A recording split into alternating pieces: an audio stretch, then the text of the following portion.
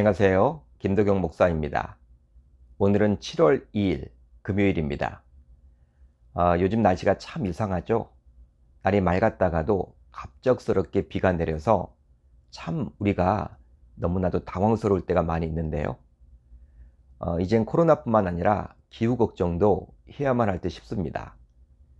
이렇듯 기도할 제목은 점점 많아지고 있는데 여러분들 모두 강건하셔서 항상 깨어서 기도하셨으면 좋겠습니다. 자, 오늘 우리가 나눌 말씀은 야고보서 1장 13절로 15절, 야고보서 1장 13절로 15절입니다. 제가 읽겠습니다.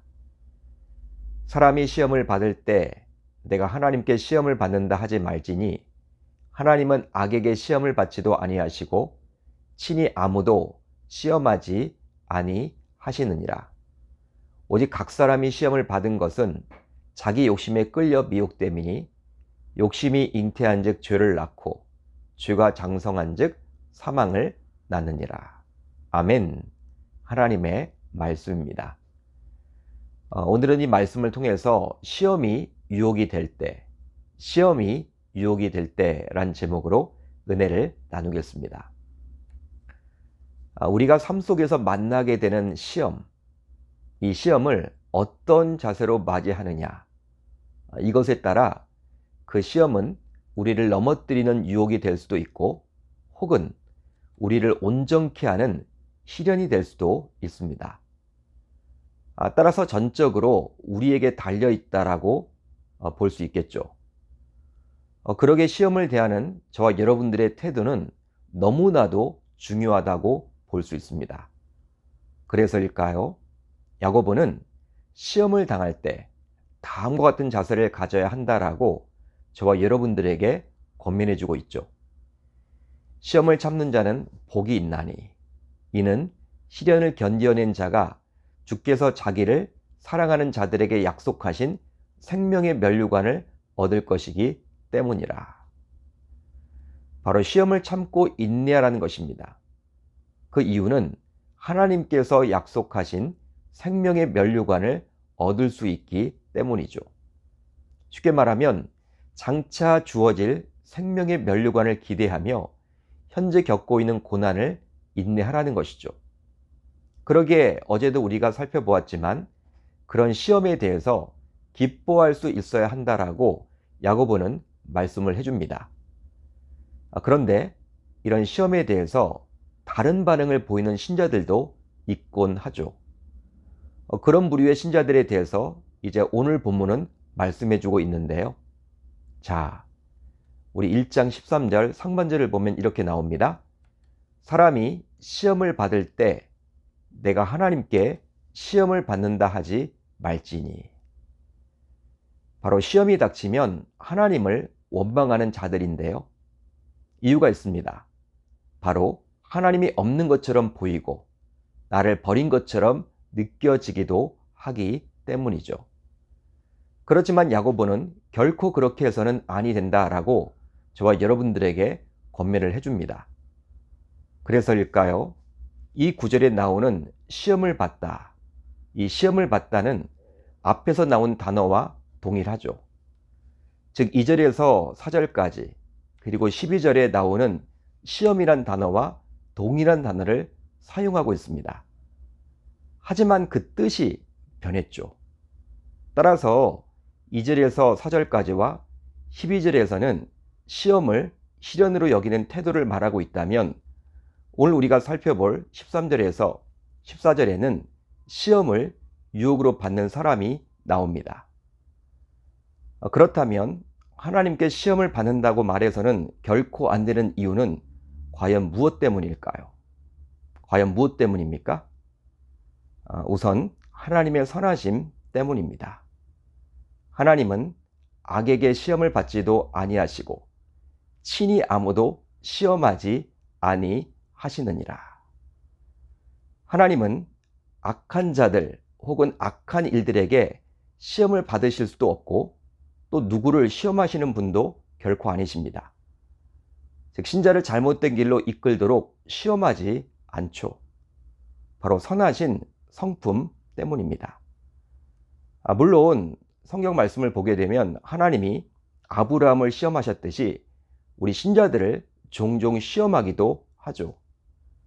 그러나 죄와 사망으로 인도할 목적으로, 즉 우리를 망하게 할 목적으로 우리 신자들을 유혹하지는 않습니다. 오히려 그것은 하나님이 아니라 사탄의 주특기일 뿐이죠. 그러게 우리 신자들은 시험을 만나게 되었을 때 하나님께 핑계를 대서는 아니 될 줄로 믿습니다. 다음으로 문제는 하나님이 아니라 사람에게 있기 때문입니다. 오직 각 사람이 시험을 받는 것은 자기 욕심에 끌려 미혹됨이니. 자, 이 구절을 보시면 야고보는 각 사람이란 단어를 사용하고 있죠. 각 사람. 그리고 또 자기라는 단어로 사용합니다. 자기. 그러므로 시험을 받는 것은 하나님 때문도 아니고 남들 때문도 아니고 철저하게 자기 자신 때문임을 알 수 있겠죠. 그러게 이런 시험 앞에서 저와 여러분들은 하나님과 타인에게 책임을 전가해서는 결코 아니 될 줄로 믿습니다. 그렇다면 무엇으로 인해서 시험이 유혹이 될까요? 무엇으로 인해서 시험이 유혹이 됩니까? 바로 신자라고 하면서도 하나님의 뜻을 따르는 대신에 자신의 욕심이 이끄는 대로 살아가기 때문입니다.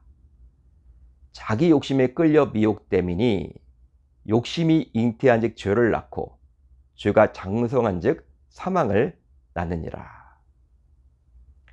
하나님의 자녀가 되고 하나님의 백성이 되었다라는 것, 이제 이것은 하나님과 끈끈한 관계로 맺어졌다라는 의미입니다. 그러기에 하나님의 자녀인 저와 여러분들, 바로 우리들은 신자이기에 하나님의 뜻을 따라야만 하겠죠. 물론 우리 신자도 인간인지라 스스로 생각하기도 하고 스스로 판단할 수도 있기에 무엇이든지 스스로 하려고만 하죠. 그러나 그러다 보면요, 이기적인 생각과 판단을 하기가 참 쉽습니다. 결국 자신의 욕심에 이끌려서 살아가겠죠. 그러다 보면 죄악을 낳게 되고 죄가 쌓여서 죽음의 판결을 받게 되어 있습니다. 즉 앞부분에서 잠시 살펴보았던 즉 하나님과의 관계 때문에 믿음으로 인내하며 그 시험을 이겨냈던 과는 분명히 다른 것이죠. 실제로 창세기 3장에 나온 아담과 여자를 통해서 우리는 욕심이 얼마나 위험한지를 잘 알 수 있는데요. 본래 그들은 하나님과의 관계에 아무 문제가 없었습니다. 오히려 그들을 위해서 하나님께서는 에덴 동산을 주시기까지 했었죠. 그렇지만 그들은 자신의 욕심 때문에 하나님께서 금하신 선악을 알게 하는 나무의 열매를 먹고 말았습니다. 실제로 하나님께서는 그들에게 에덴 동산에 있는 모든 것들을 주셨는데요. 단지 선악을 알게 하는 나무의 열매만 금하셨습니다. 그러기에 그것을 먹었다라는 것은 곧 그들의 욕심이라고 볼 수밖에 없겠죠. 그렇다면 왜 그들은 그런 욕심을 부렸던 것일까요? 바로 창조주 하나님 대신에 자신을 선악의 기준으로 삼아 하나님처럼 되려고 했기 때문입니다. 결과적으로 이것으로 인해서 우리 인간에게 죽음이 오게 되었죠. 그런데요, 더 심각한 것이 있습니다. 바로 하나님의 책망에 대한 아담의 대답을 보면 알 수가 있는데, 아담은 이제 하나님께 다음과 같이 답을 하죠.